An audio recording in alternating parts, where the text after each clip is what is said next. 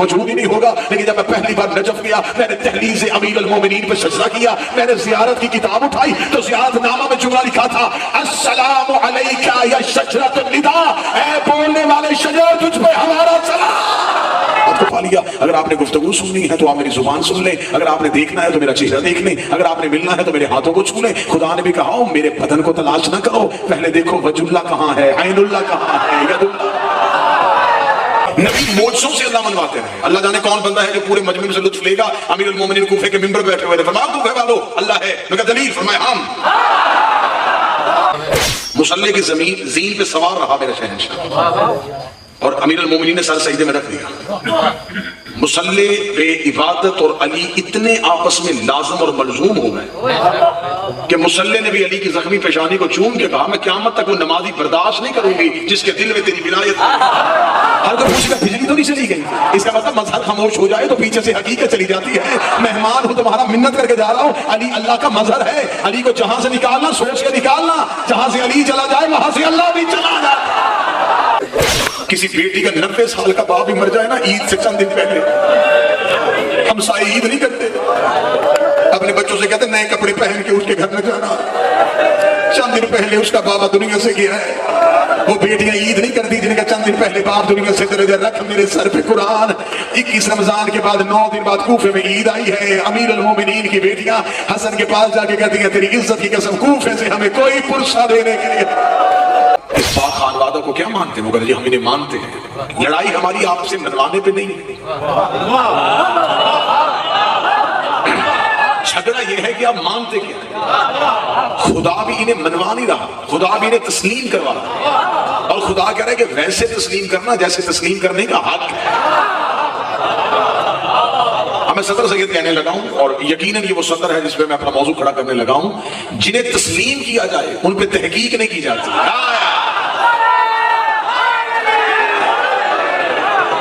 जिन्हें तस्लीम किया जाए उन पे तहकीक नहीं होती। तहकीक होती है बशर की बात में, तहकीक होती है गैर मासूम की बात में, तहकीक होती है खाती की बात में। मासूम पे तहकीक नहीं होती, मासूम पे तस्लीम।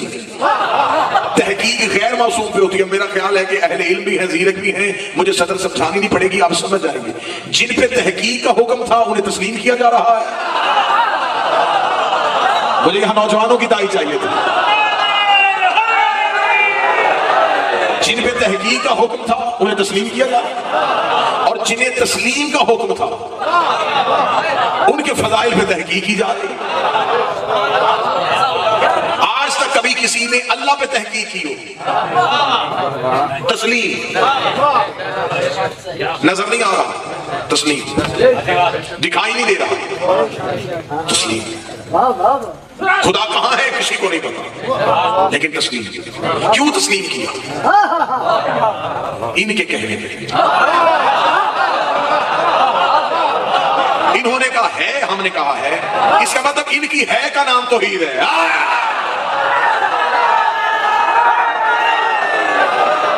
मैं और चेहरों की जियारत करना चाह रहा हूं। मैं मुखातिब हूं तौहीद परस्तों से, मैं मुखातिब हूं उन लोगों से जो कहते हैं हम सिर्फ अल्लाह को मानते हैं। जिसे मानते हो उसकी तरफ वजाहत तो करके दिखाओ, बताओ तो सही ना कि तुमने अल्लाह को तस्लीम किया है तो किनके कहने पे किया है? तुम्हारे हवासे खमसा में वो है नहीं, तुमने उसे तस्लीम क्यों किया है? वो कहते इन्होंने कहा है तो हमने कह दिया है। इसका मतलब ये जो पहली गवाही दी थी कि अशहदु अन ला इलाहा इल्लल्लाह, वो तुमने नहीं दी, वो इन्होंने दी थी। फिर अकल पे मातम न करो कि जो खुदा इनके बगैर हम तक नहीं आता वो हमारी इबादत इनके बगैर कबूल कैसे कर रहा है? खुदा सीधा हम तक नहीं आया। मेरे शिया से क्या उस खुदा के पास ताकत नहीं थी? वो तो अला कुल्ले शाइन करी है, वो सीधा आ जाता। जब वो खुदा ने अपनी मार्फत डायरेक्ट हमें नहीं दी तो उसने इबादत का फलसफा समझा दिया। उसका सीधा मुझ तक भेजने की कोशिश ना करना। और करीब करता हूं, मुसल्ले पे नमाजी खड़ा हो, वजू किया था बाबा जी नमाज के लिए, मुसल्ले पे जब खुदा ने खड़ा किया तो खुदा ने सबसे पहले नीयत सुना। یہ جو نمازی نماز میں نیت پڑھتا ہے نا، یہ مستحب نہیں، یہ واجبات نماز میں سے۔ اچھا، نیت وہ سن رہا ہے کہ جو دلوں کی نیت جانتا ہے، جو دلوں کی چھپی نیتیں جانتا ہے، نیتیں جانتا ہے، لیکن اس نے کہا مصلی پہ آئے ہو پہلے نیت کر۔ میرے مالک تو نہیں جانتا، جب میں وضو کر رہا تو میری نیت یہی تھی نا کہ میں نے نماز پڑھنی، جب میں نے مصلی پہ شاید تو میری نیت تھی، خدا نے کہا تھی نا، سنا۔ اچھا، ابھی تک کچھ نمازیوں کو اپنی نیت کے اندر چھپی ہوئی نیت کا بھی نہیں پتا۔ کوئی بھی ہو صاحب، چاہے وہ نماز ہے چاہے وہ روزہ ہے، اس کی نیت ہے۔ اب یہ رمضان کے روزے رکھتے ہیں نا، تو افطار میں بھی نیت ہے، سحر میں بھی نیت ہے۔ نیت کیا ہے؟ ہم مصلی پہ نیت کیا کی؟ اچھا، نماز پڑھنی تھی اللہ کی، لیکن جب اللہ کی بارگاہ میں نیت سنائی تو کیا نیت تھی؟ 2 رکعت نماز فجر پڑھتا ہوں قربتاً اللہ۔ یہ جو پچھلے لفظ تھے نا، یہ سارے اردو کے تھے، یہ آپ کی زبان تھی، آپ کو سمجھ میں آئے۔ جو اس کے آگے آخری لفظ ہے نا، عربی ہے، یہ آپ کی سمجھ میں نہیں آیا۔ 2 رکعت نماز فجر پڑھتا ہوں قربتاً اللہ۔ اب اس کا ترجمہ مولوی سے کروا لینا آج میری تقریر کے بعد، کہ جو ہم نے نماز کی نیت میں نیت کی تھی، وہ نیت تھی 2 رکعت نماز پڑھتا ہوں قربتاً اللہ نہیں۔ میں پڑھے لکھے لوگوں سے مخاطب، نماز اللہ کی ہے لیکن یہاں نیت کی ہے 2 رکعت نماز پڑھتا ہوں قربتاً اللہ نہیں، قربت اللہ نہیں، قربتاً اللہ، میں اللہ کی طرف قریب ہونا چاہتا ہوں۔ الہ عربی زبان میں آتا ہے طرف کے لیے۔ کدھر جا رہے ہو؟ الى المسجد، مسجد کی طرف۔ کدھر جا رہے ہو؟ الى البیت، گھر کی طرف۔ یہ جو رستہ ہے نا، اس رستے کو عربی زبان میں الہ کہتے ہیں۔ اب سمجھیے گا ذرا، تمہید سمجھیے گا، نمازی نے نیت کیا کی؟ میں 2 رکعت نماز پڑھتا ہوں اللہ کی طرف قریب ہونے کے لیے، یہ ہے نیت۔ اب میں اتنی بہترین نیت کی وضاحت کروں گا کہ آپ کو نیت میں سے علی دکھاؤں گا۔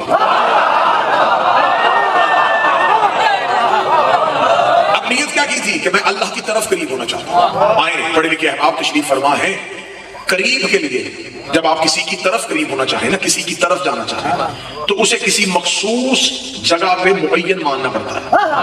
کہ مجمع تھوڑا منبر کے قریب آیا تو اس کا مطلب منبر ادھر ہے، آپ ادھر سے ادھر قریب ہو رہے ہیں، اس کا مطلب ہے کہ اسے ایک جگہ پہ یہاں ماننا پڑے گا، آپ ادھر سے ادھر قریب ہوں گے۔ اگر میں آپ کے قریب ہونا چاہوں تو آپ ادھر ہیں، میں ادھر سے آپ کے قریب ہوں۔ کسی چیز کے قریب ہونا ہو تو اسے کسی ایک جگہ پہ محدود ماننا پڑتا ہے۔ اگر ہم اللہ کی طرف قریب ہو رہے ہیں تو اللہ کو محدود ماننا پڑے گا، وہ کسی ایک جگہ پہ ہے نہیں۔ مجھے واللہ میں ممبر پہ ہوں، میں موضوع یہ پڑھنے نہیں لگا تھا، میں کہیں اور جانے لگا تھا، تو اللہ جانے کون سی روحانیت جو مجھے کھینچ کے پھر اس گلی میں لے آئے۔ ہم جانا چاہتے ہیں اللہ کی طرف قریب، اب اس کی طرف کون بتائے گا کہ وہ اس طرف ہے؟ جب ہم نے کہا میرے مالک تو کس طرف ہے، اسے کہا نحن اقرب الیہ من حبل الورید، میں تو تمہاری شہرت سے بھی زیادہ قریب۔ اور میں کا لفظ نہیں ہے، نحن، ہم۔ اب اس کی وضاحت بعد میں ہو جائے گی۔ اب اللہ کی طرف قریب ہونا چاہتے ہیں، اس کی طرف دکھاؤ کہ وہ کس طرف رہتا ہے۔ اسے کسی ایک جگہ پہ محدود مان لو گے تو پھر عقیدہ توحید ہی ختم ہو جائے گا۔ چل میں بڑا خوبصورت ادب کا جملہ دینے لگا ہوں، ادیب چہرے تشریف فرمائے ہیں، اگر اللہ کی طرف نہیں مل رہی تو اللہ کے کوئی طرفدار ہی ڈھونڈ لو۔ حضور ہماری نماز میں نیت تھی کہ ہم اللہ کی طرف قریب ہونا چاہتے ہیں، تو اس کا مطلب ہے کہ ہمیں پہلے وہ رستہ ڈھونڈنا چاہیے جو ہمیں اللہ کی طرف لے کے جائے۔ ہمیں اس رستے پہ جانا ہے کیونکہ ہم نے جانا ہے اللہ کی طرف، اللہ کے قریب نہیں جانا، اللہ کی طرف قریب جانا ہے۔ اللہ کے قریب ہونے کا دعویٰ کون کر سکتا ہے؟ ہم تو اللہ کی طرف جانا چاہتے ہیں۔ اب اس اللہ کی طرف جانے کے لیے ہمیں کوئی اللہ کا طرفدار چاہیے۔ میں آ گیا قرآن کی کچہری میں، میں نے قرآن کے سامنے ہاتھ جوڑ کے کہا اے علی کے خاموش ذاکر کر رہا ہوں، میں اللہ کی طرف قریب ہونا چاہتا ہوں، تو مجھے بتا کہ کوئی ایسا بھی تیرے سینے میں ہے جو اللہ کے قریب گیا ہو۔ کوئی کہا 4 ہیں جو اللہ کے قریب گئے۔ میں نے کہا 4 کے نام بتا، میں 4 کے پاس جاتا ہوں کیونکہ میں نے نیت کر لی ہے کہ میں اللہ کے قریب ہونا چاہتا ہوں۔ جب میں اللہ کی طرف جانا چاہتا ہوں تو یہی مجھے اللہ کی طرف پہنچائیں گے۔ اسے کہا پھر میری کچہری میں تجھے پہلا بتاؤں، میں نے کہا نام بتاؤ، اسے کہا حضرت موسیٰ۔ یہ اللہ سے گفتگو کرتا تھا، اس سے پوچھ کس نے اللہ کو کہاں پایا؟ میں موسیٰ کے پیچھے دوڑا تو لیا والو وہ بھی کوہ طور پہ کھڑا تھا۔ میں نے حضرت موسیٰ سے کہا کہ میں تو آپ کے پیچھے آیا تھا کہ آپ مجھے اللہ سے ملوا دیں گے. اس کا تمنا تو میری بھی یہی تھی, لیکن اس نے مجھے یہاں روک لیا کہ یہاں ہی رک جا, میں یہاں ہی تجھ سے آواز میں بات کر لوں گا, میں یہیں تجھ سے مخاطب ہو جاؤں گا. اس نے مجھے لقاء اللہ نہیں کہا, اسے مجھے کلیم اللہ کہا ہے. ملاقات کا دعویٰ میرا نہیں ہے, صرف اس سے گفتگو کرتا ہوں, اس سے باتیں کرتا ہوں. اسے جسم میں نہیں دیکھا, اس کا چہرہ نہیں دیکھا, اس کی تصویر میرے تصور میں ابھری نہیں ہے. یہ صرف یہاں سے آواز آتی ہے. میں نے قرآن کی کچہری میں جا کے پوچھا کہ جو اللہ موسیٰ سے بولتا یہ کیسے بولتا تھا. قرآن کا ایک شجر تھا, موسیٰ اس سے سوال کرتا تھا, اس شجر سے جواب آتا تھا. میں نے قرآن کی کچہری میں جا کے جب دیکھا کہ اللہ شجر سے بولتا تھا تو میں نے مفسرین سے پوچھا مجھے بتاؤ وہ شجر کون سا تھا. وہ بیری تھی, وہ کیکر تھا, وہ شیشم تھا. آج ہم اس درخت کو اپنے گھروں میں لگائیں کہ یہ ہے وہ برکت والا شجر جس سے اللہ بولا تھا, لیکن کسی نے اس شجر کا نام نہیں بتایا. میں بھی زمانہ طالب علم یہی سمجھتا رہا کہ کوئی اس دور کا مخصوص شجر ہوگا. موسیٰ کے دور کے بعد اللہ نے جنت میں بلوا لیا ہوگا, وہ آج زمین پہ موجود ہی نہیں ہوگا. لیکن جب میں پہلی بار نجف گیا, میں نے دہلیز امیر المومنین پہ سجدہ کیا, میں نے زیارت کی کتاب اٹھائی تو زیارت نامہ میں جملہ لکھا تھا السلام علیکہ یا شجرۃ النداء, اے بولنے والے شجر تجھ پہ ہمارا سلام, تجھ پہ ہمارا سلام. اس کا مطلب کہ موسیٰ بھی اللہ کی طرف گیا تو اللہ کی طرف جانے کے لیے علی سامنے تھے. میں نے کہا قرآن دوسرا نام بتاؤ, اسے کہا پہلا موسیٰ. میں نے کہا وہ تو کوہ طور پہ کھڑے ہیں. دوسرے, انہوں نے کہا دوسرے ہیں ایک بطول ماں کے بیٹے. میں نے کہا نام, انہوں نے کہا عیسیٰ. میں دوڑا, میں نے کہا اچھا موسیٰ تو کوہ طور پہ کھڑے ہیں, عیسیٰ سے پوچھتا ہوں, یہ اللہ سے ملاقات کر چکے. جب میں نے حضرت عیسیٰ سے پوچھا, انہوں نے کہا میں تو چوتھے آسمان پہ انتظار کر رہا ہوں. میں نے کہا کس کا؟ اسے کہا اس نے روکا ہے, تو بھی انتظار کر, میں بھی انتظار کر رہا ہوں. میں تو خود انتظار کرنے میں ہوں, مجھے چوتھے آسمان پہ روک. میں نے کہا موسیٰ طور پہ کھڑا ہے, اے حضرت عیسیٰ چوتھے آسمان پہ کھڑے. کوئی اس سے بھی آگے گیا ہے اللہ سے ملنے؟ انہوں نے کہا ایک فرشتے کو گزرتے ہوئے دیکھتا ہوں, آتا ہے وہ چاہتا ہے. میں نے کہا نام بتاؤ, اسے کہا جبریل. اب مجھے نہیں پتا کون اس گفتگو کا لطف لے رہا ہے, کہاں کہاں عشق کے پر پھوٹ رہے ہیں. میں نے جا کے دیکھا کہ موسیٰ طور پہ کھڑے تھے, عیسیٰ چوتھے آسمان پہ کھڑے تھے. حضرت عیسیٰ نے جبریل کا رستہ دکھا دیا. میں نے جا کے کہا اے جبریل تو مجھے بتا کیا تو بھی اللہ سے ملاقات کرتا ہے؟ تو لیا والوں لطف لینا, جب میں جبریل کے پیچھے گیا تو وہ بھی سدرہ پہ کھڑا کانپ رہا تھا, وہ بھی سدرہ پہ کھڑا کانپ رہا تھا. میں نے کہا اس سے آگے, اس نے کہا اس سے آگے جاؤں گا تو پر چل جائیں گے, اس سے آگے بات یہ نور ہے, نہ مجھ سے کبھی اس سے ملا ہوں, نہ میں نے کبھی اس سے دیکھا ہے. میں نے کہا موسیٰ طور پہ کھڑے ہیں, عیسیٰ چوتھے آسمان پہ کھڑے ہیں, تو وہی کا امین ہے, لیکن تو بھی سدرہ پہ کھڑا ہے, کیا تو بتا تجھ سے بھی آگے کوئی گیا ہے؟ جبریل نے کہا تیرے عقیدے کا چوپن آ جائے گا. میں سدرہ پہ کانپ رہا تھا اور مصطفیٰ نالین پہن کے چلے گئے ہیں.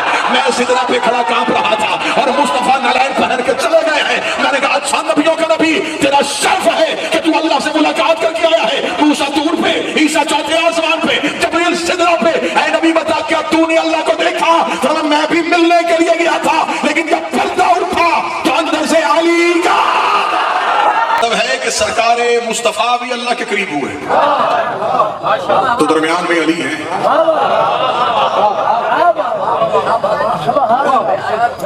تو شاہد میں علی بعد میں نکالنا, پہلے نیت سے نکال کے دکھانا. تم نے جب اللہ کہہ دیا ہے تو تم نے شوقاں کا اقرار کر لیا. ان کے بغیر تو کوئی اللہ سے ملا سکتا ہی نہیں.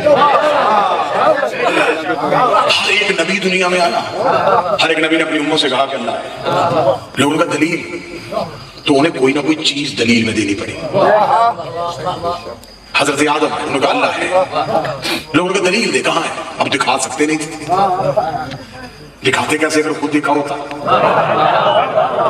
لوگوں کا دلیل فرمایا یہ گردش لیل و نہار, دن کا نکلنا, رات کا چھانا, ہواؤں کا چلنا, پانی کا برسنا, یہ دلیلیں ہیں. یہ سب کچھ میرا اللہ کر رہا ہے. کچھ نے مان لیا, کچھ نے نہیں مانا.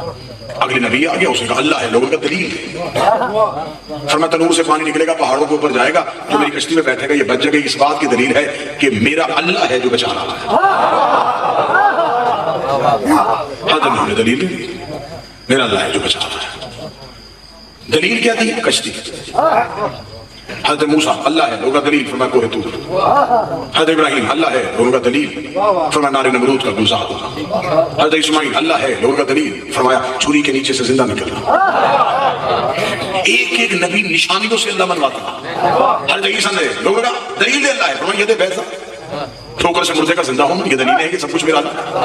نبی موجزوں سے اللہ منواتے ہیں. اللہ جانے کون بندہ ہے جو پورے مجمع سے لطف لے گا. امیر المومنین کوفے کے ممبر بیٹھے ہوئے تھے, فرمایا کوفے والو اللہ ہے, میں کہا دلیل, فرمایا ہم.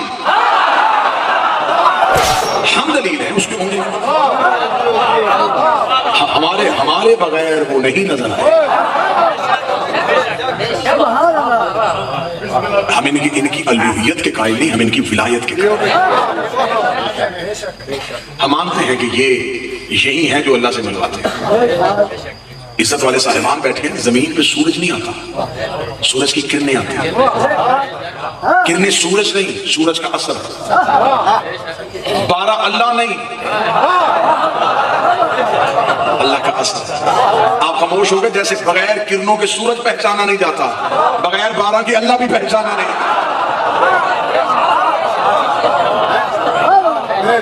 اس کا مطلب اگر آپ نے قربتاً اللہ پہ جانا ہے تو سب سے پہلے آپ کو ان کے دروازے پہ آنا پڑے. ان کے بغیر تو وہ ملتا ہی نہیں، ان کے بغیر تو وہ دکھائی نہیں دیتا. اللہ نظروں میں نہیں آتا، اللہ کسی ایک جگہ پہ ہے نہیں. جو جن بندوں کو بڑا توحید پہ گفتگو کرنے کا ایک شوق ہے تو وہ ہمیں بتائیں کہ ہم اللہ کو کہاں مانیں. اللہ رہتا کہاں ہے؟ آسمانوں پہ، تو اس کا مطلب زمینوں پہ نہیں. تو جو ادھر ہوگی تو ادھر نہ ہو، اللہ نہیں.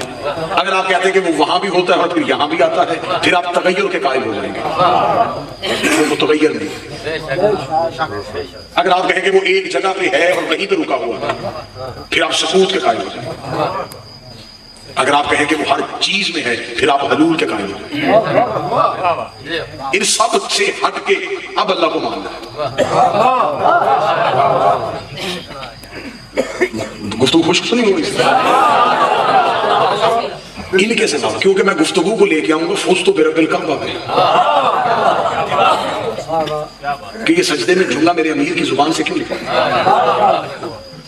اس میرے مالک کی زبان سے نکلے ہوئے اس جملے کی تاثیر کیا تھی.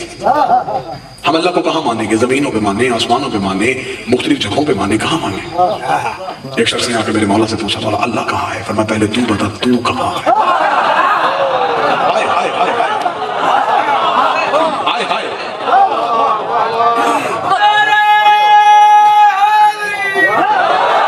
پوری ذمہ داری کے ساتھ جملہ کہنے لگا ہوں، کسی نبی نے توحید پہ خطبے نہیں دیے. منوائی ہے توحید، خطبے نہیں دیے. کسی نبی نے توحید پہ خطبہ نہیں دیا، حتیٰ کہ خود رسالت امام نے بھی توحید پہ خطبہ نہیں دیا. میں ذمہ داری کے ساتھ بات. قطعاً یہ مطلب نہیں ہے کہ امیر المومنین توحید پہ خطبے دیتے تھے، اور معاذ اللہ میرے کہنے کا مقصد یہ ہے کہ نبیوں کے پاس معرفت توحید نہیں تھی. لیکن نہیں، نبیوں کو توحید پہ بات کرنے کی ضرورت ہی نہیں پڑی، اس لیے کہ کسی نے ابراہیم کو اللہ نہیں کہا،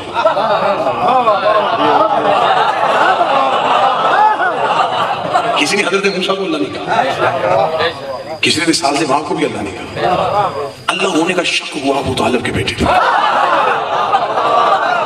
جس پہ شک ہوا اسی نے توحید پہ خطبے دینے شروع کر دیا، اسی نے توحید پہ گفتگو کرنی شروع. زندگی وار کے رکھتا ہوں اپنے شہنشاہ پہ. کوفے کے ممبر پہ تو ریت پہ ایک چیونٹی گزر رہی تھی. فرمایا کیا کمال ہے اس کا جس نے علی کو یہ فضیلت عطا فرمائی ہے. میں یہ بھی جانتا ہوں کہ اس کے دماغ میں عقیدہ توحید کیا ہے. یہ بھی کسی کو مانتی ہے اس کے دماغ میں وہ میزان توحید کیا ہے. اس نے کہا مولا اللہ کہاں ہے؟ فرمایا پہلے تو بتا تو کہاں ہے. اور یہی عرفان کی پہلی منزل ہے. معرفت کی پہلی منزل یہ ہے کہ پہلے خود کو تلاش کرو، پہلے اپنے آپ کو مان. اور یہ دعائے معرفت جو تاکید کے ساتھ پڑھنے کا حکم ہے، اس میں بھی سب سے پہلے یہ ہے میرے اللہ مجھے میرے نفس کی معرفت عطا فرما، تاکہ میں پہلے اپنے آپ کو تو پہچانوں گا. اگر میں اپنے خود کو نہیں پہچانوں گا تو میں تیری حجت کو کیسے پہچانوں گا؟ پہلے خود کو پہچانوں کہ تو کہاں ہے. اگر مجھ سے کوئی پوچھے کہ میں کہاں ہوں تو آصف میرا اسم ہے، میری ذات نہیں. خطابت میری صفت ہے، میری ذات ہے. میں ممبر پہ ہوں، میں تقریر کر رہا ہوں، گاڑی پہ بیٹھوں گا تو میں دنیا کی باتیں کروں گا. صفت موصوف سے کبھی جدا ہوتی ہے، کبھی مشترک ہوتی ہے.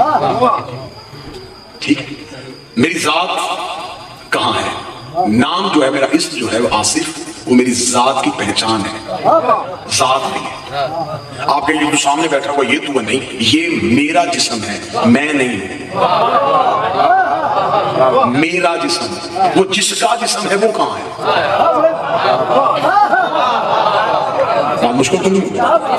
میرا چہرہ، میرا وہ میں کہاں، میری آنکھیں، میرے ہاتھ. کوئی بہت چھلانگ لگائے گا، وہ کہے گا جو تیرے اندر روح ہے وہ تیری اصل ہے اور یہ تیری پہچان کے ذریعے نہیں، وہ بھی میری روح ہے.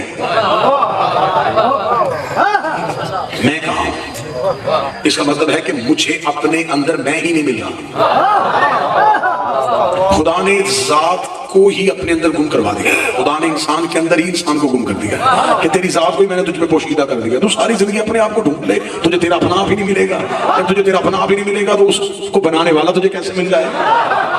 لہٰذا میرے اندر میری ذات ہے لیکن وہ نظر نہیں آ رہی، وہ پہچانی نہیں جا رہی. اگر کوئی مجھ سے کہے کہ میں آپ سے ملنا چاہتا ہوں تو مجھ سے ملنے کا ایک طریقہ ہے کہ میری ذات آپ کو نہیں ملے گی. آپ جہاں میرا وجود پالیں گے سمجھے کہ آپ نے میری ذات کو پا لیا. اگر آپ نے گفتگو سننی ہے تو آپ میری زبان سن لیں، اگر آپ نے دیکھنا ہے تو میرا چہرہ دیکھ لیں، اگر آپ نے ملنا ہے تو میرے ہاتھوں کو چھو لیں. خدا نے بھی کہا میرے بدن کو تلاش نہ کرو، پہلے دیکھو وجہ اللہ کہاں ہے، عین اللہ کہاں ہے، ید اللہ.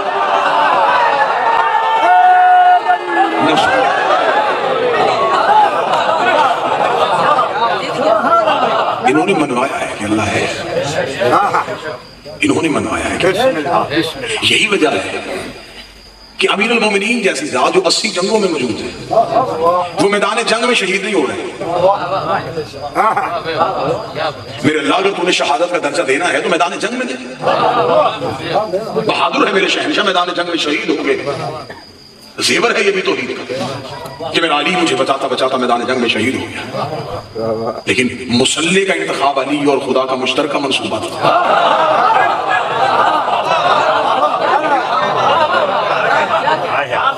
خود مسلح کا انتخاب کیا، خود امیر المومنین نے مسلح کا انتخاب کیا، سر سجدے میں رکھا. اب جب بھی شہادت علی پڑھے جائیں گے تو کہا جائے گا کہ ضرب سر پہ لگے. میں فضائل پڑھ رہا ہوں اور سر سجدے میں تھا. جب سجدہ سنو گے تو پھر کوئی پوچھے گا کہ پھر بھی اللہ تو نہیں تھا، اگر اللہ ہوتا تو سجدہ تو نہ کرتا. تو علی نے آخری لمحے میں کہا فوزتو برب الکعبہ، سجدہ کر کے بھی میں تجھے منوا گیا.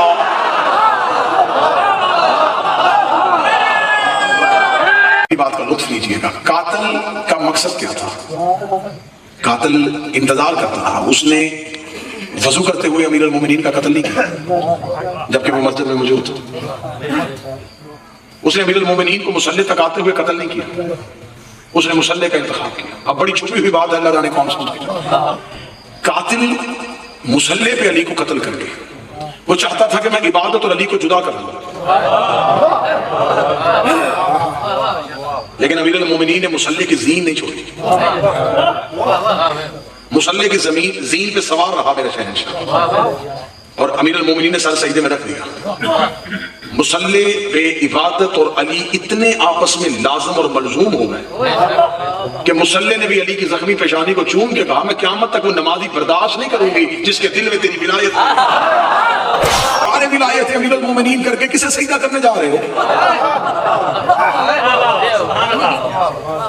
امیر المومنین کو عبادت سے جدا کر کے کسے ماننے جا رہے ہو؟ اللہ کو. وہ اللہ جو تمہیں اس نے منوایا تھا. 40 ہجری 19 رمضان کا سجدہ توحید کی بقا بن گیا. توحید پھر خطرے میں آئی تو پھر کربلا میں ایک اور سجدہ ہو گیا. ان کے سجدے توحید کے نشان بنتے گئے، ان کی پیشانیاں وحدت کے رستے بنتی گئی. انہوں نے گواہیاں دے دی کہ ہم گواہی دیتے ہیں کہ وہ ہے. بڑے خوش قسمت ہے یہ قوم کہ ہم نے انہیں مانا ہے جنہوں نے اسے منوایا. یہی وجہ ہے کہ اس نے کہا کہ مجھے ان کے بغیر اپنا ذکر اچھا نہیں لگتا. اس نے کہا صلی اللہ علیہ وسلم تسلیم، انہیں ایسے تسلیم کرو جیسے تسلیم کرنے کا حق ہے. میرے مالک کیا فرمایا؟ فرمایا میں اور میرے فرشتے بھی پہ درود پڑھتے ہیں. اچھا درود کی فضیلت کا بھی ابھی تک نہیں پتہ چل سکا. خدا نے کہا کہ میں اور میرے فرشتے درود پڑھتے ہیں اور تم بھی درود پڑھو. ہم نے آگے سے کیا کہا اللہم صلی علی محمد والے. میں نے تو درود پڑھ، وہ کہہ رہا ہے تم پڑھو، ہم کہہ رہے ہیں کہ تم پڑھو. وہ ہمیں پڑھوا رہا ہے، ہم اسے پڑھوا رہے ہیں. اصل درود کیا ہے؟ اللہم صلی علی محمد والے محمد کا ترجمہ کیا ہے؟ میرے اللہ تو درود پڑھو. وہ کہہ رہا ہے تم پڑھو. اگر اب اس کو زبان معصوم سے میں آخر میں اس کی وضاحت کر دوں، معصوم سے پوچھا گیا مولا حقیقت درود کیا ہے؟ ہم کہتے ہیں کہ تو پڑھ، وہ کہہ رہا ہے کہ تم پڑھو۔ فرمایا خالق اور مخلوق کے درمیان فیض کا وسیلہ ہم ہے، وہ سیدھا مخلوق کو نہیں دیتا۔ اللہم صلی علی، ہم کہتے ہیں درود پڑھ، جب وہ درود پڑھتا ہے تو جب ہم نے اسے کہا درود پڑھ تو اس پہ واجب ہے پڑھنا۔ یہ وہ دعا ہے جسے اس نے قبول کرنا ہی کرنا ہے۔ جب ہم نے کہا تو درود پڑھ تو اس نے درود پڑھا، جب اس نے درود پڑھا تو اس نے فیض ان تک پہنچا دیا۔ پھر جب ہم نے کہا صلی علی محمد و علی محمد تو انہوں نے فیض ہم تک پہنچا دیا۔ ہم اپنی دعائیں انہیں دیتے ہیں، یہ اسے پہنچاتے ہیں، وہ اپنا فیض انہیں دیتا ہے، یہ ہمیں پہنچاتا ہے۔ اس ترسیل کو درود کہتے ہیں، اس حاصل اور محصول کو درود کہتے ہیں، اس طلب اور رسد کا نام درود ہے۔ ہم طلب کر رہے ہیں، وہ دینا چاہتا ہے، ہم مانگ رہے ہیں، وہ عطا کرنا چاہتا ہے۔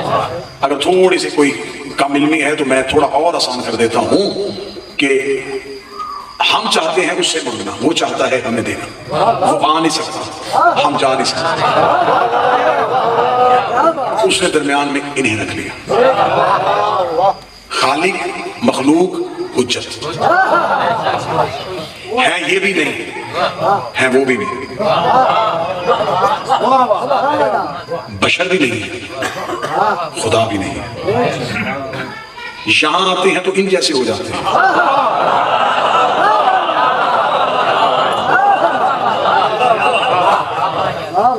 وہاں جاتے ہیں تو اس جیسے ہو جاتے ہیں۔ دین میں سے حجت نکال دو تو دین کی چھت ہی زمین پہ گرے۔ حجت دین کی عمارت کی ستون ہے۔ انہوں نے زمانے میں ظاہر کیا ہے، انہیں ہم کہتے ہیں مظہر، یہ اللہ کے مظہر ہے۔ مثلا میں ابھی اس کی بڑی سادہ سے مثال دے دیتا ہوں کہ یہ جو لائٹ سامنے ہے یہ خود نہیں جل رہی، اسے بجلی نے روشن کیا ہوا ہے، جس نے اسے روشن کیا ہے وہ نظر نہیں آ رہی۔ بات سمجھ میں آ رہی ہے یا رائتی دا دے رہے ہیں؟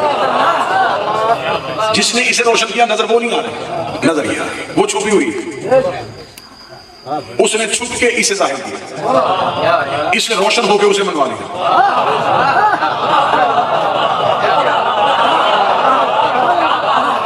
اسے سامنے آنے کی ضرورت ہی محسوس نہیں ہوئی، اس کا کام تو مخلوق تک فیض پہنچانا تھا نا، تو اس نے پہنچا دیا، اسے ظاہر ہونے کی ضرورت نہیں۔ ابھی تھوڑی دیر کے بعد لائٹ بند ہو جائے تو کوئی نہیں پوچھے گا بلب تو نہیں ٹوٹ گیا، ہر کوئی پوچھے گا بجلی تو نہیں چلی گئی۔ اس کا مطلب مظہر خاموش ہو جائے تو پیچھے سے حقیقت چلی جاتی ہے۔ مہمان ہوں تمہارا منت کر کے جا رہا ہوں، علی اللہ کا مظہر ہے، علی کو جہاں سے نکالنا سوچ کے نکالنا، جہاں سے علی چلا جائے وہاں سے اللہ بھی چلا جائے۔ میں حجت کا کردار، یہ جو گریڈ سٹیشن سے بجلی آتی ہے اس کے وولٹیج بڑے زیادہ ہوتے ہیں، یہ سیدھی ہمارے گھروں تک نہیں آ سکتی کیونکہ ہمیں اتنی ضرورت نہیں ہے۔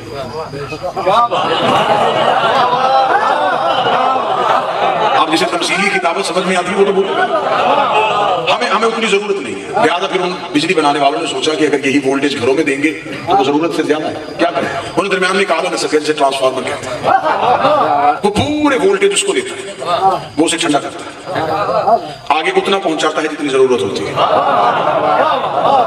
حجت توحید سے پوری طاقت لیتی ہے،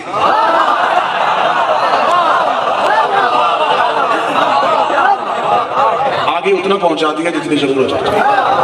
چلے جو بندے چپ بیٹھے ان کے چپ کا بندھن توڑنے کے لیے جملہ کہنے لگا ہوں۔ بعض اوقات ایسا ہوتا ہے کہ گھر میں کوئی چیز جل جاتی ہے تو فون پوچھنے والا پوچھنا کیسے ہوا، تو وہ کہتا ہے جی وولٹیج زیادہ آ گئے تھے چیز جل گئی، کیونکہ کرنٹ زیادہ تھا ضرب چھوٹا تھا، کرنٹ زیادہ تھا ضرب چھوٹا تھا، اس لیے علی کا فضائل ہر ضرب سے برداشت ہی نہیں۔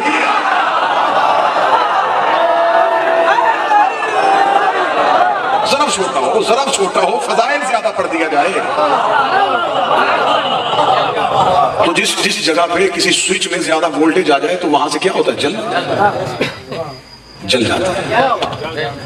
یہی منکر کے ہاں بھی ملتا ہے، فضائل زیادہ سنیں،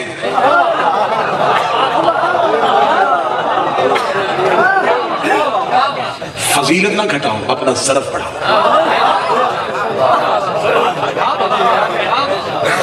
میرے شہنشاہ کا فرمان مقدس ہے. مالک فرماتے ہیں کہ اگر تمہارے سامنے ہمارے فضائل پڑھے جائیں اور اگر تمہارے ہاں معرفت کی کمی ہے تو تم ہماری فضیلت کا انکار نہ کرنا, ہم سے معرفت کی بھیک مانگنا.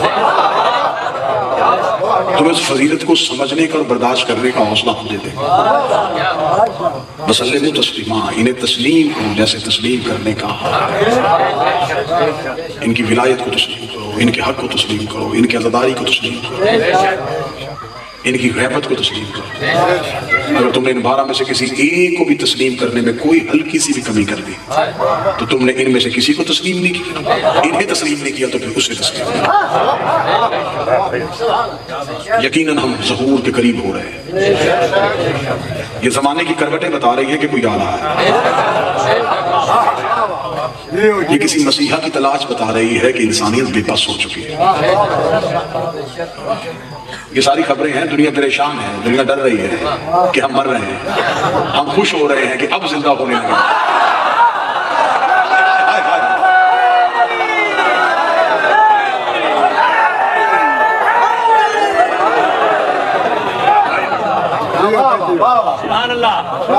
اب ہم زندہ ہونے لگے.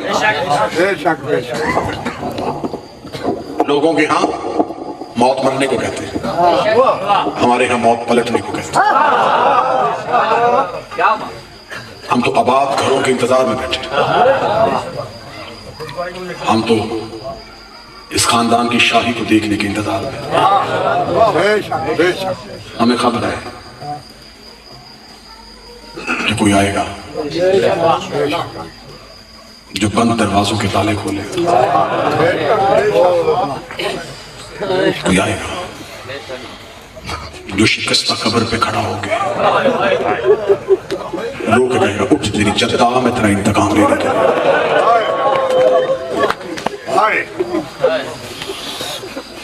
انبیاء جس کے لشکر میں ہوں گے, امیر جیسے جس کے سپاہی ہوں گے. یقیناً یہ دور استقامت دکھانے کا ہے. محنت کر کے جا رہا ہوں, کثرت ظہور مانگو, کثرت کے ساتھ ظہور مانگو, اٹھتے بیٹھتے ظہور مانگو, کیونکہ کسی بھی لمحے کان میں وہ آواز آنے والی ہے. عرب کی ایک عورت برقع پہن کے سوتی تھی. عورتوں نے کہا برقع پہن کے کیوں سوتی ہے؟ اسے کہا وارث آ گیا تو برقع ڈھونڈوں گی یا ماننے کے لیے. عقیدہ یہ چاہیے.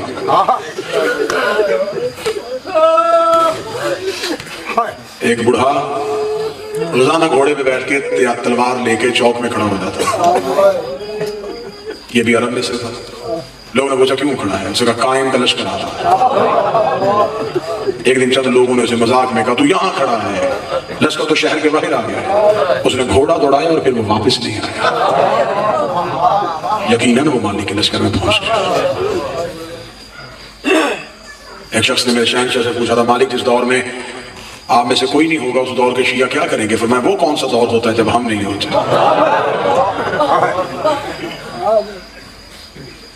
دیکھنے والی آنکھ چاہیے, پہنچنے والا وجود چاہیے. یقیناً وارث موجود بھی ہیں, مجھے اور آپ کو دیکھ بھی رہے ہیں اور سن بھی رہے ہیں. کیونکہ اس وقت منبر پہ میں ہوں, میں آپ کی ترجمانی کرتے ہوئے مالک سے منت کروں گا میرا وارث ہم پہ کرم فرما, ہمیں اس مشکل دور میں استقامت نصیب فرما, ہمیں ولایت امیر المومنین جیسی نعمت سے ہمیشہ سرفراز. میرے بعد میرے بھائی آپ کو تفصیلی شہادت سنائیں گے, دو درد تاکہ آنکھ میں آنسو آئے, رخسار پہ آئے میری عاقبت کا اور آپ کے آنے کا سامان کا. دعا کرتا ہوں میرا مالک عید قریب اور بیٹی یتیم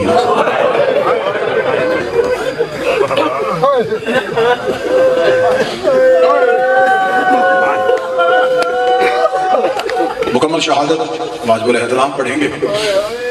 عید قریب ہو, کوئی بیٹی یتیم نہ ہو. یہ وہ دن ہوتے ہیں جن دنوں میں بھائی بہنوں کے گھروں میں ہوتے ہیں. یہ وہ دن ہوتے ہیں جن میں بیٹیوں کو پے کے گھروں کی آس ہوتی ہے. بھائی مزدور بھی ہو نا, ریڑھی لگاتا ہوں, تو بہن کو عید دینے جائے, بھائی سے عید لے کے بھائی کے ہاتھ میں رکھ کے کہتے ہیں مجھے پیسوں کی ضرورت نہیں, اللہ تیری جوانی کو سلامت رکھے, بس میرے گھر آیا کر. میرا پیک امان سلامت رہے کہ میرے بھائی ابھی موجود ہیں. یہ میں نے کی ہے معاشرے کی بات، میں نے صرف معاشرے کا درد پڑھا اور آپ کی آنکھیں برس گئیں. جب میں عالیہ کا درد پڑھوں گا تو پھر ماتم کی کیا حالت ہوگی. 40 ہجری 21 رمضان امیر المومنین کی شہادت ہو گئی. 9 دن بعد کوفے میں عید آ گئی. میرا شہنشاہ حسن عالیہ کو ملنے کے لیے شہزادی کے گھر گیا. بی بی بھائی کے گلے میں باہیں ڈال کے کہی سچ بتا بھائی بن کے آیا ہے یا بابا بن کے آیا ہے. مولا حسن کی آواز آئی آج بھائی بن کے نہیں، آپ بات بن کے تیرے سر پہ پیار دینے کے لیے آیا ہوں. حسن کا ہاتھ پکڑ کے میری شہزادی رو کے کہتی ہے پھر بیٹیاں باپ سے جو مانگے باپ دیتا ہے، اگر میں تجھ سے کچھ مانگوں مجھے دے گا. میرے مولا حسن رو کے جو مانگنا مانگ، آج حسن امیر ہے. بی بی تڑپ کے رو کے کہتی ہے پھر مجھے اور کچھ نہیں چاہیے، میری ایک حسرت پوری کر. میں حسرت بتاؤں گا ماتم کی تیاری کرنا. میری عالیہ رو کے دی ایک بار غازی سے کہے میرے باپ علی کے کپڑے پہن کے مجھے میرے گھر میں چل کے دکھائے، کیونکہ جب میرا غازی چلتا ہے تو ہو بہو میرے باپ علی. ایک بار غازی سے کہے میرے باپ علی کا لباس پہن، وہ جو میرے صحن مقدس سے چل کے ہمارا مالک جب ظہور کرے. یہ گھر آباد ہو، ان گھر کی شاہی ہو. مشکل سے گزری ہے کوفہ میں شہزادیوں کی. لوگ ہم سے کہتے ہیں کہ تم شیعہ عید کیوں نہیں کرتے؟ ہم سے پوچھو تو صحیح عید پہ نقصان کیا ہو. میں نفسیاتی بات کہہ کے مسائل پڑھنے کا آتی ہوں. بابا جی ماتمی ہے، میں منت کر کے سوال کروں. کسی بیٹی کا 90 سال کا باپ بھی مر جائے نا عید سے چند دن پہلے، ہم سائے عید نہیں کرتے. اپنے بچوں سے کہتے نئے کپڑے پہن کے اس کے گھر میں جانا. چند دن پہلے اس کا بابا دنیا سے گیا ہے. وہ بیٹیاں عید نہیں کرتی جن کا چند دن پہلے باپ دنیا سے چلے جائے. رکھ میرے سر پہ قرآن.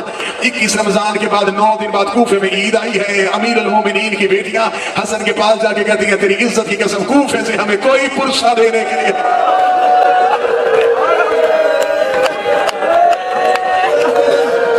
17 رمضان 40 ہجری امیر المومنین کی کوفے میں آخری تقریر تھی. امیر المومنین نے اپنی آخری تقریر میں بڑا مشکل خطبہ تھا میرے مولا. صحابہ کہتے ہیں پہلے امیر المومنین خطبہ دیتے چہرے پہ روب جلال. 17 رمضان داڑھی سفید، چہرے پہ غربت، امامے کے پیٹ دونوں طرف سے کھلے. خطبہ دیتے دیتے امیر المومنین کے بعد کوفے والوں مجھے بول کے بتاؤ میں نے کبھی کسی یتیم کا حق تو نہیں کیا؟ نہ میرا مولا تو عادل امام ہے. امام رو کے کہتے ہیں پھر میرے بعد یتیموں کا خیال رکھنا، میرے بعد یتیموں کو ستانا نہیں. امیر المومنین روتے روتے ممبر چھوڑ دیا. امیر المومنین کے صحابہ کی آوازیں مالک آج اس جملے کی سمجھ نہیں آئی. مولا آج آپ کے چہرے پہ رونا، مولا آج آپ کی آنکھوں میں آنسو. رو کے کہتے مجھ سے سوال نہ کرو، آج کوفے کے لوگ اپنی عورتوں کو میرے گھر بھیجنا.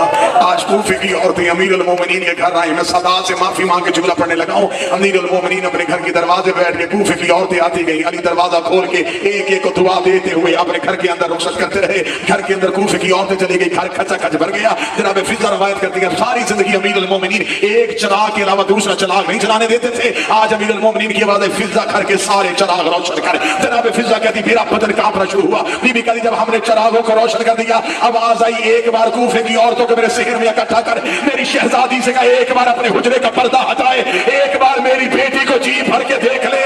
ایسے نہ ہو یہ دوبارہ کوفے میں آئے اور یہ کہ ہم نے تو بنت علی کو دیکھا جس کے پردے کی اتنی پرواہ تھی. کیا کوفے کی عورتوں نے حیا کیا؟ میرے مالک سید الساجدین سے مدینے ایک شخص نے پوچھا تھا مولا سب سے زیادہ مصیبت کہاں ہے؟ فرمایا شام. اس نے کہا مولا سب سے زیادہ تکلیف کہاں ہوئی؟ فرمایا کوفے میں. سوال کرنے والا کام کیا؟ اس نے کہا مولا مصیبت شام میں آئی، تکلیف کوفے میں کیوں ہے؟ میں جملہ پڑھوں گا جہاں سید بیٹھا وہ ضرور ہائے کرے گا. میرے شہنشاہ رو کے فرماتے شام والوں کو نہیں پتا تھا ہم کون ہیں. کوفے کی عورتوں کو تو میری ماں قرآن پڑھاتی رہی.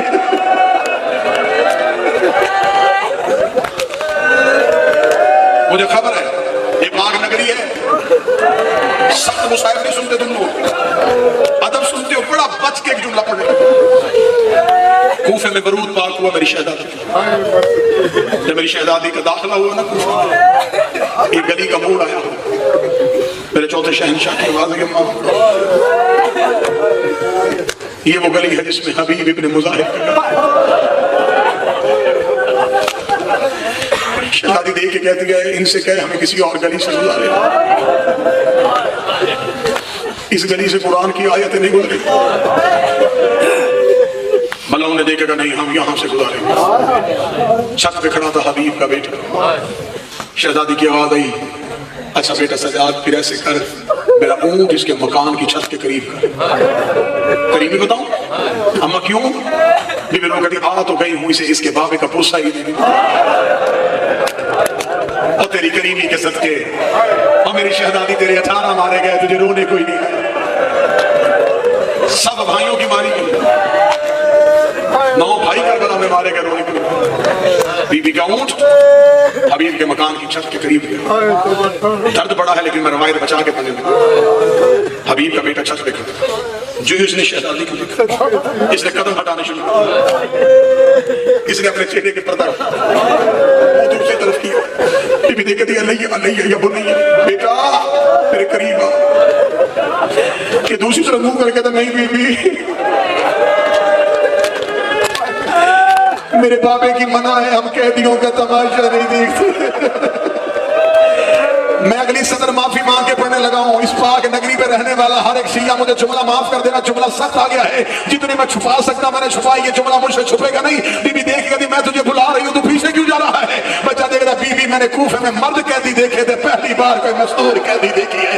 बीबी अल्लाह जाने तुझे किस जुर्म में कैद किया गया है। बीबी रो कहती मेरा जुर्म बाद में पूछना, पहले अपनी माँ से कह छत पे आ, तुझे एक बीबी बुला रही है। तेरा बीबी तुझे नहीं पता मैं अपने घर के पर्दे का वारिस हूं, मेरी माँ छत पे नहीं आएगी। बीबी ने क्यों नहीं आएगी? रोगी कहता मेरी बीबी अली की बेटियों की कनीज है, वो मेरी शहजादियों से कुरान पढ़ती रही है। अभी बेटे ने इतना जुमला कहा था या हबीब के सर ने परवाज की, मकान की छत पे आया, आवाज आई माँ को कहे आग लगा बुरके को, दरवाजे पे अली की बेटी आ गई है।